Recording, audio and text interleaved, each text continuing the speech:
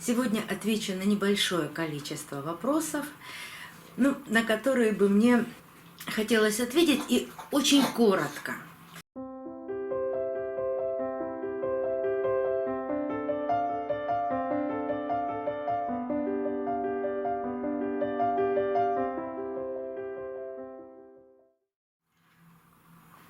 Здравствуйте, друзья!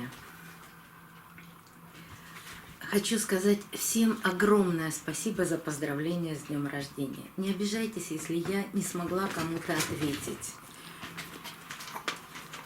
Сёма. Все, продолжайте. Так, лежать, не трогать мои цветы. Давай, все, не мешай, пожалуйста. Давай.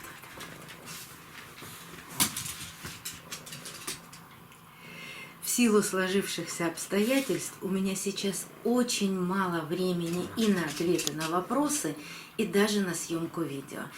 И формат выхода видео сейчас немножко поменялся. Получается снять всего 2-3 видео в неделю.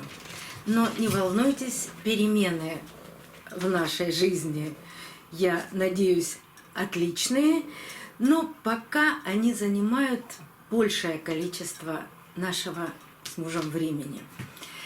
Через 1,5-2 месяца опять будет выходить 4 видео в неделю, как это было и прежде. Сегодня отвечу на небольшое количество вопросов, на которые бы мне хотелось ответить, и очень коротко. Потому что об этом я рассказываю, но я понимаю, что на канале очень много видео, почти уже 800, а вот муж подсказывает, даже больше. И найти такие маленькие ответы на вопросы иногда бывает очень сложно. Хотя я стараюсь оставить подсказки. В видео в правом верхнем углу экрана всегда появляется какая-то ссылка на развернутый ответ о том, о чем я рассказываю. Или же под видео в описании идет определенный плейлист, в котором об этом все подробно рассказывает. Учитесь пользоваться Ютубом, и я надеюсь, что на канале вы найдете ответы почти на все ваши вопросы. И есть еще плейлист «Ответы на вопросы», но там можно найти, наверное, все. Давайте немножко повторюсь. И вот один из вопросов. Когда лучше всего пересаживать орхидеи? Например, на орхидеи растет цветонос, скоро весна, я об этом упоминаю, и самое время для пересадки, но никогда не торопитесь.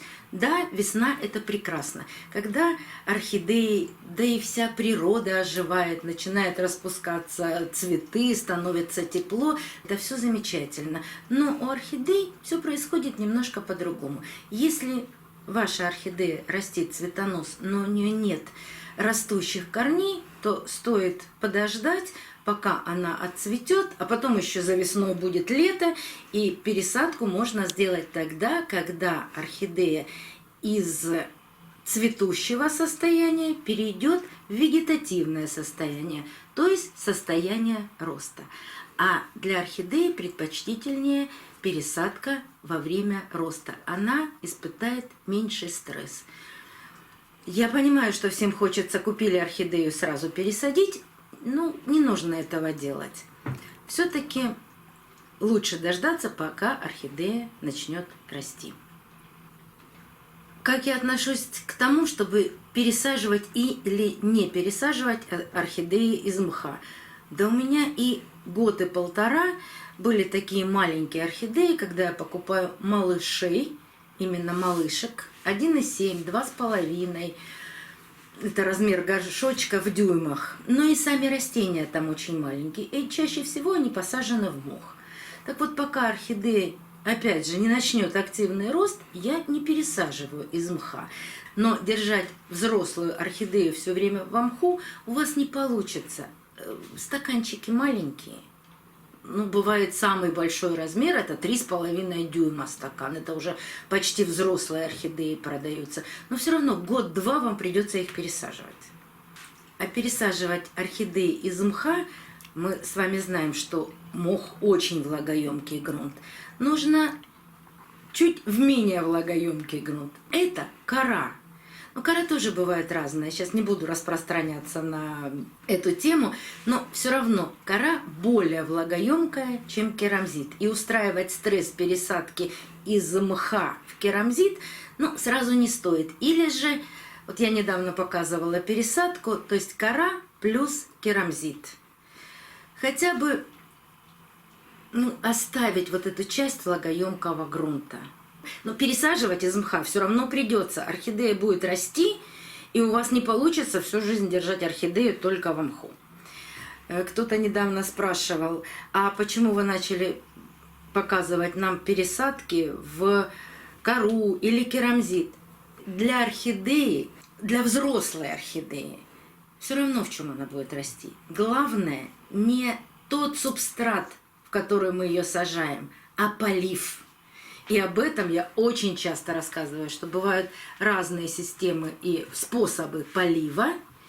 И если вы приспособились и в керамзите, или в коре, или в мху, вы будете поливать орхидею правильно, и она расти будет у вас в любом субстрате.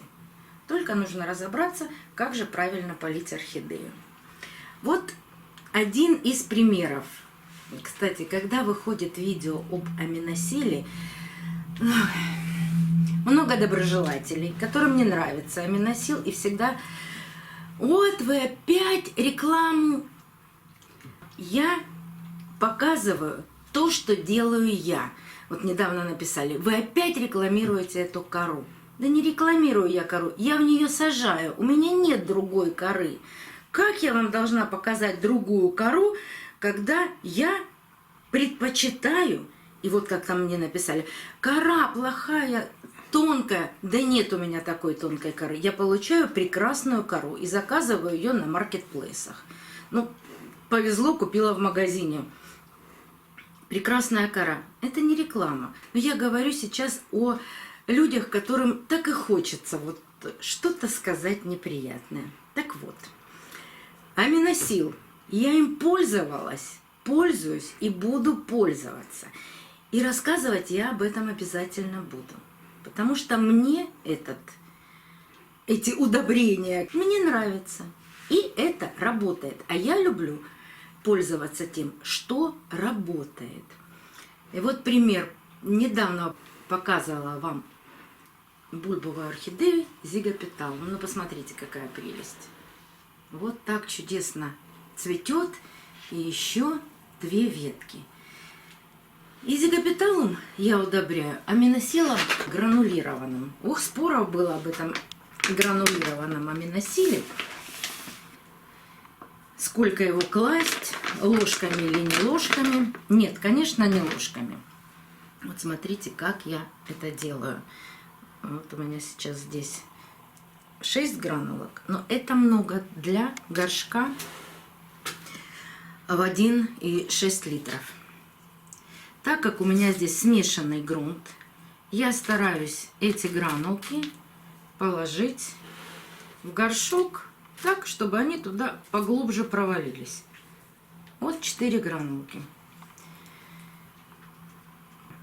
И я специально хорошо высушила это растение, чтобы вам показать, что такое недополив бульбовых орхидей. Видите, как бульбы сморщились? Сильно. Вот так у этих орхидей быть не должно. Должна быть налитая, полная, гладкая бульба. Как же я это делаю? Сейчас покажу, но заодно отвечу еще на один вопрос. А вы всегда подогреваете воду для полива? Да, я всегда пользуюсь водой температурой от 28 до 30 градусов. Конечно, у меня фильтр обратного осмоса, но в любом случае вода там прохладная, а тем более зимой. Температура воды примерно 20 градусов. Для орхидей это мало. Вот сейчас, вот видите, 28,6. Поэтому всегда готов горячий чайник. И я добавляю горячую воду. Это не так сложно. Бульбовые орхидеи. полив. Гранулки провалились в грунт. И я наливаю в горшок воду.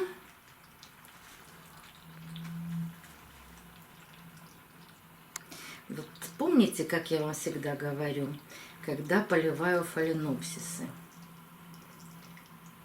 Вода для фаленопсисов должна быть на 2-3 сантиметра ниже грунта, а бульбовые орхидеи наоборот. Ой. Я наливаю в горшок столько воды, сейчас принесу еще, потому что оказалось мало, чтобы я вот здесь видела воду.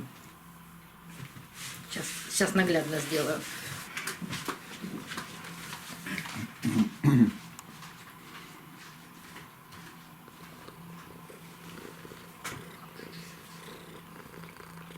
Сейчас водичку принесу.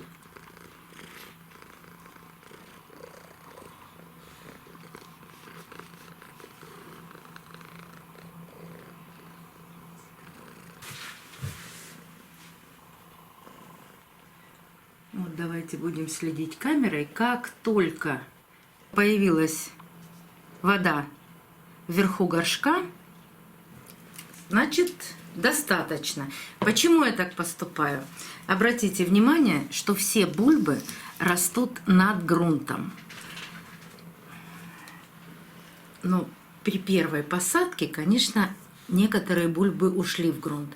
Но это ничего страшного, потому что выросли новые бульбы, и они все наверху. Загнивание таких орхидей происходит, если бульбы находятся глубоко в грунте. Этого допускать нежелательно.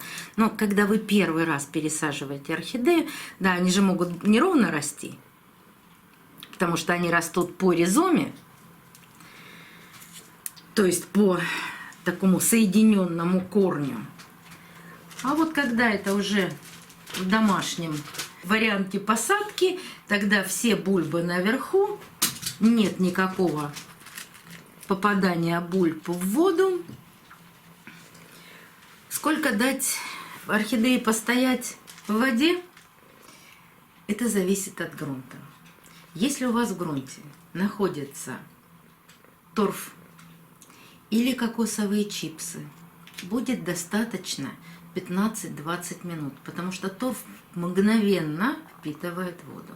А так как у меня здесь торфа и кокосовых чипсов нет, я даю постоять час-полтора.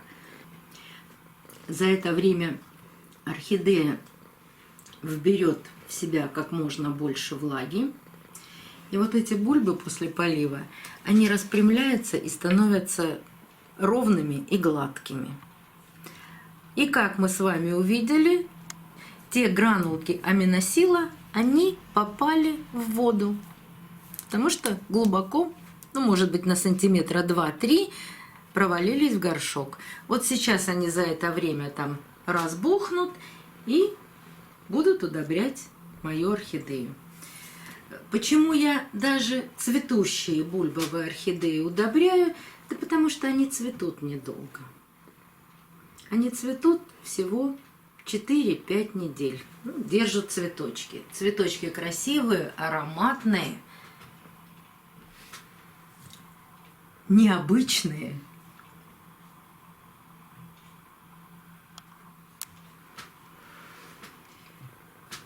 Я не буду показывать на камеру, но через час воду из горшка я удаляю. И для бульбовых орхидей нужно обязательно соблюдать одно правило. Грунт должен быть всегда слегка влажный. Это не фаленопсисы. У них не должны просыхать корни. За счет того, что грунт всегда влажный, вот эти тоненькие корни питают бульбы. И если у фаленопсисов корни, вот этот веломен и паренхима, впитывают воду и держат эту влагу, то здесь держат влагу и накапливают питательные вещества. Вот эти бульбы. Псевдобульбы. Или псевдобульбы. А потом по этой ризоме они передают молодым ростом питательные вещества. Ну а фаленопсисы, конечно, я удобряю жидким аминосилом. Для аминосила специальный плейлист создан. И ссылку на него я оставлю в описании под видео. Там все этапы и все варианты полива, и специальная полка, и вы можете все там посмотреть. Кому-то нравится, кому-то не нравится, кому не нравится, просто не смотрим, пропускаем. Что дальше? Можно ли заменить фунгицид Максим фунгицидом фитолавин? Наверное, нет. Максим работает с черными гнилями на корнях, делает пленку и не пропускает патогенную микрофлору в корни растений, а фитолавин – это листья, черные пятна на листьях, грибковые заболевания. Фитолавином можно протирать листья неразбавленным. Опрыскивать, наверное, не нужно, не развожу его. Там есть антибиотик плюс фунгициды природного происхождения. Если вы видите мелкие черные точки на листьях, протираете фитолавином несколько раз с разницей в 10 дней. Смотрите, если не распространяются точки, то это помогло. Если идет какое-то распространение, нужно применять другой фунгицид, потому что нет такого фунгицида, который работает абсолютно со всеми грибковыми заболеваниями. Так, сколько у меня орхидей? Больше 350. Давно не считаю. Еще один часто задаваемый вопрос. Орхидея выпускает цветонос, появляется липкий налет, потом опадают бутоны. Я как-то говорила, что сейчас время трипса. И очень много орхидей мы с вами покупаем, не замечаем этого. Только по таким вторичным признакам мы можем распознать, что на орхидеях появился трипс. И трипс любит грызть, прямо грызть или точку роста, или цветоносы. Так что если появился на цветоносе липкий налет, или вы видите какие-то изменения на бутонах, могут быть погрызы на бутонах, обязательно обрабатывайте орхидеи от трипса. Много препаратов, о них я всех рассказывала. Актара, Батрайдер, много препаратов, которые борются с трипсом. Обязательно делайте обработки, потому что клещи трипс – это такие злостные вредители, которые моментально могут просто съесть орхидею.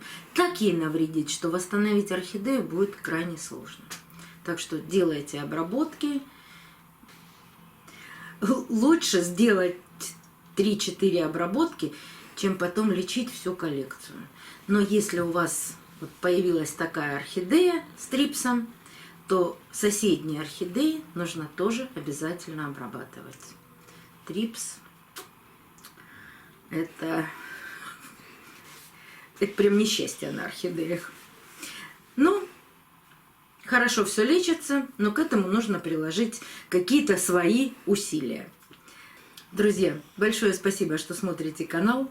Большое вам еще раз спасибо за поздравления. До новых встреч. Увидимся на канале. Вот. Все успокоились. Наконец-таки успокоились.